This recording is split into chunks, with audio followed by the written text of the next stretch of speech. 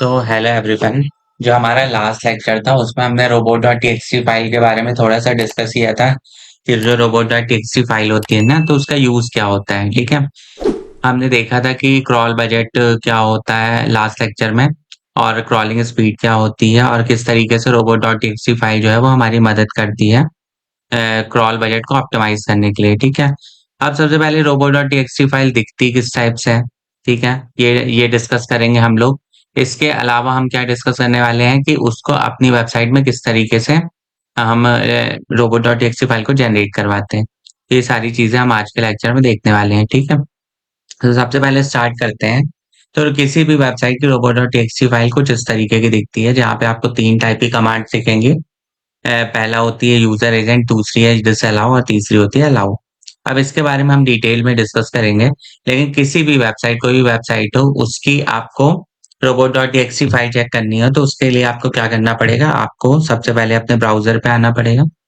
ठीक है, ब्राउजर पे आके मान लीजिए आपको किसी वेबसाइट, फॉर एग्जांपल मुझे फ्लिपकार्ट की जो robot.txt फाइल है वो चेक करनी है, तो सबसे पहले आप flipkart.com करिएगा, उसके बाद स्लैश, उसके बाद आपको करना है robots.txt। आप जैसे इंटर करेंगे तो ये देखिए, ये आपके सामने robot.txt फाइल खुल गई है फ्लिपकार्ट वेबसाइट की। ठीक है, यहाँ पे देखिए आपको यूजर एजेंट दिख रहा है, डिसअलाउ दिख रहा है, अलाउ दिख रहा है। अब ये डिफरेंट डिफरेंट पेजेस हैं जो डिसअलाउ हैं, और ये साइट मैप लगा हुआ है। अब ये क्या होता है इसके बारे में हम डिटेल में डिस्कस करेंगे। इसी तरीके से मैं आपको एक और वेबसाइट लिंक्डइन जो है इसका मैं दिखा देता हूँ आपको, robots.txt। तो ये देखिए, ये इसकी robot.txt फाइल है। अब इसका मेनली यूज क्यों होता है, जो पेज डिसअलाउ है, डिसअलाउ पेजेस वो होते हैं जिनको हमें क्रॉल नहीं करवाना, मतलब जिनको हमको इंडेक्स नहीं कराना। ठीक है, ये हमने लास्ट लेक्चर में देखा था कि जिन भी पेजेस को हमको इंडेक्स नहीं कराना है, अपनी वेबसाइट पर रैंकिंग नहीं करवानी है उन पेजेस को, तो हम उनको क्रॉल, जब बॉट्स क्रॉल करने आते हैं तो उसी टाइम हम उनको रोक देते हैं। ठीक है, तो ये robot.txt फाइल का मेन काम होता है। अब ये तो robot.txt फाइल दिखती किस तरीके से है, ये मैंने आपको दिखा दिया। किसी भी कोई भी वेबसाइट हो जिसकी आपको robot.txt फाइल चेक करना है, तो सबसे पहले आपको उसका डोमेन नेम पुट करना है, उसके बाद robots.txt। robots.txt है, robot.txt नहीं है, इस चीज को आपको हमेशा याद रखना है। ठीक है, अब इसको मैं अपनी वेबसाइट में कैसे करूंगा, तो अपनी वेबसाइट पे करने के लिए सबसे पहले आपको अपनी वेबसाइट के बैकएंड में आना है, और सबसे पहले आपको एक प्लगइन इंस्टॉल करना है। तो उस प्लगइन का क्या नाम है, योस्ट एसईओ। तो सबसे पहले आपको कहाँ पे आना है, प्लगइन वाले सेक्शन में आना है और ऐड प्लगइन करना है। ठीक है, फिर यहाँ पे आपको सर्च करना है योस्ट, YOAST, योस्ट करके एंटर करना है। जैसे ही आप करेंगे तो ये आपके सामने आ जाएगा, Yoast SEO advance SEO tool with real time guidance. ठीक है, इसको आप इंस्टॉल कर लीजिए और अब एक्टिवेट कर लीजिए।